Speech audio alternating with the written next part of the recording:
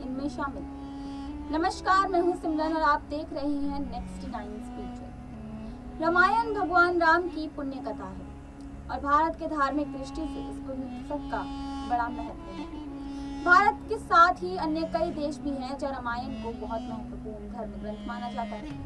यहाँ तक कि कुछ देशों में इसे राष्ट्रीय पुस्तक का दर्जा भी दिया गया है। चलिए ये देश कौन कौन से हैं इस पर विस्तार से आपको जानकारी बताते हैं।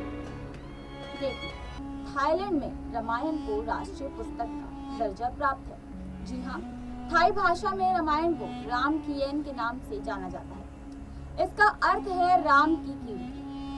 थाई साहित्य और संस्कृति पर रामायण का गहरा छाप है। यहाँ तक कि थाई राजा को विष्णु का अवतार माना जाता है और राजा को यहाँ राम भी कहा जाता है। शायद यही वजह है कि भगवान विष्णु का वाहन गरुड़ थाईलैंड का राष्ट्रीय पक्षी प्रतीक चिन्ह है। ये देश बौद्ध धर्म बहुल है, लेकिन इसके बावजूद भी भगवान राम में थाईलैंड के निवासियों की अटूट आस्था है। यहाँ आज भी राम का गुणगान और उनकी लीलाओं का मंचन किया जाता है, उसे स्टेज पर प्रस्तुत करके दिखाया जाता है। इसी के साथ इंडोनेशिया का राष्ट्रीय काव्य भी रामायण ही है। जी हाँ, इंडोनेशिया में 90% आबादी मुस्लिम है। इसके बावजूद भी यहाँ रामायण को राष्ट्रीय काव्य ग्रंथ का दर्जा दिया गया है। इंडोनेशिया में होने वाली रामायण भी विश्व प्रसिद्ध है। इंडोनेशिया दुनिया का वो पहला देश है जिसने 1973 में अंतर्राष्ट्रीय रामायण सम्मेलन का आयोजन किया था। इस देश में रामायण को लेकर दीवानगी भारत से कम नहीं है। यहाँ भी रामायण का मंचन बड़ी संख्या में किया जाता है। यहाँ की एयरलाइंस का लोगो गरुड़ है। वहीं इस देश की करेंसी नोट पर भी भगवान गणेश की फोटो देखने को मिलती है।